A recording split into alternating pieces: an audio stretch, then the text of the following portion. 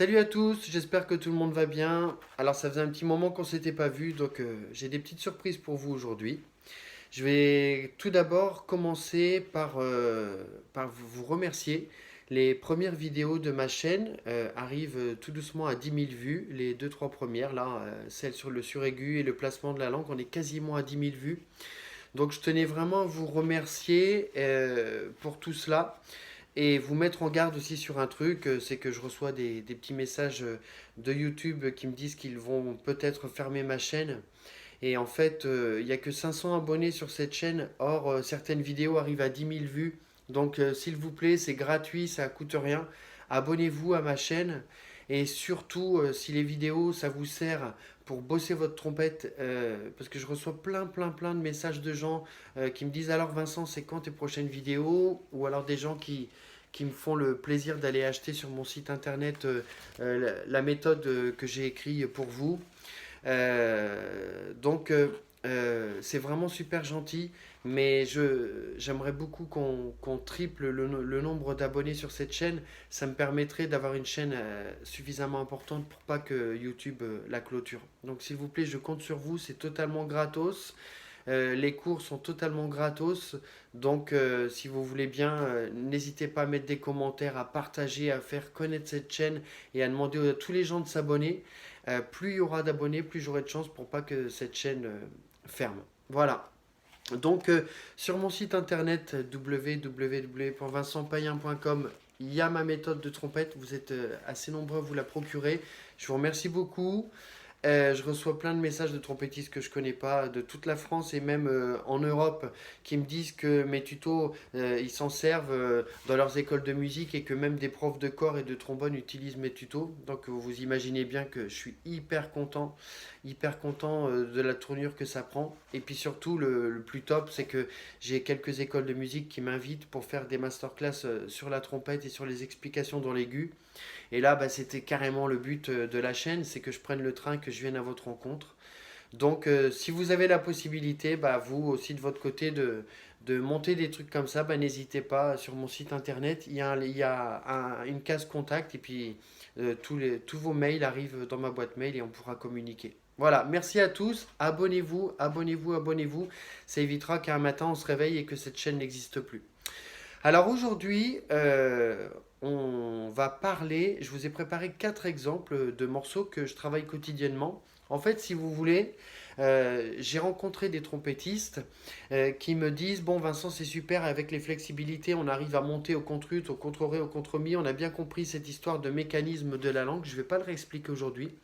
Mais beaucoup de trompettistes me disent, alors à la maison ça passe, mais quand le week-end je suis au troisième, quatrième morceau dans mon groupe et que dans le cinquième il y a un contre-mi qui arrive, en général ça sort pas, etc. Alors j'ai réfléchi et je me suis dit comment je vais pouvoir les aider en plus des flexibilités pour leur donner des petits tuyaux pour que les suraigus, quand on arrive en concert le week-end, ça sorte. Alors en fait, il y a quand même une routine dans le suraigu qui est vachement importante. Je vais vous donner mon exemple perso, c'était les contre-la. Moi, les contre-la, ça sortait pas du tout. Je galérais pour sortir des la. Et en fait, je me suis dit, tiens, je vais relever quelques phrases dans lesquelles il y a des contre-la, notamment un morceau de Bill Chase.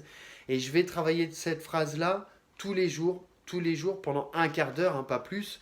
Mais tous les jours, j'ai fait cette phrase-là. Et un jour, ça a commencé à venir. Et à force de répéter, de travailler cette phrase, maintenant, les contre-la, je les ai bien et de manière surtout régulière. Donc, je vous ai préparé un petit exemple pour argumenter mes propos. Vous verrez, c'est l'exemple numéro 4.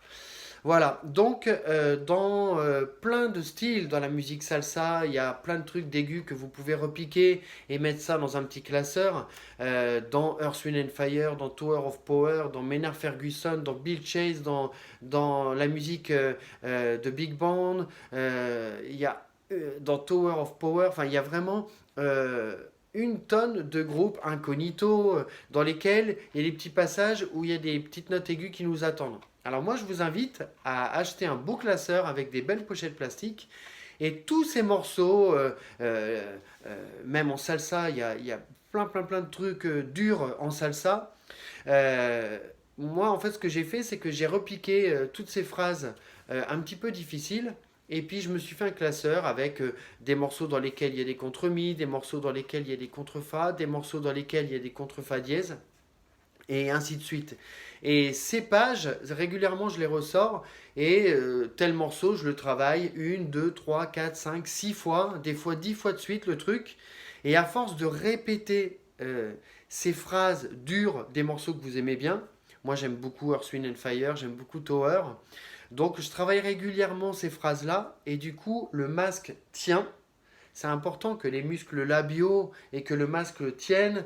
Le corps comprend qu'on veut faire quelque chose.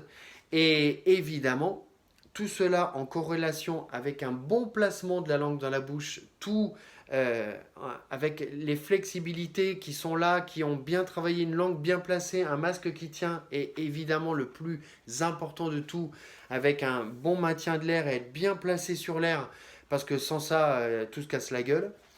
Et de jour en jour, vous allez voir que vous allez faire des progrès. Alors, la petite surprise pour vous, j'ai fait 4 exemples. Un morceau dans lequel il y a des contre-mi, il y a des contre-fa. Un autre morceau dans lequel il y a un contre-fa dièse. Un morceau qui est rempli de contre-sol et un morceau avec un contre-la que j'ai essayé de faire fort qui vous attend à la fin de la phrase.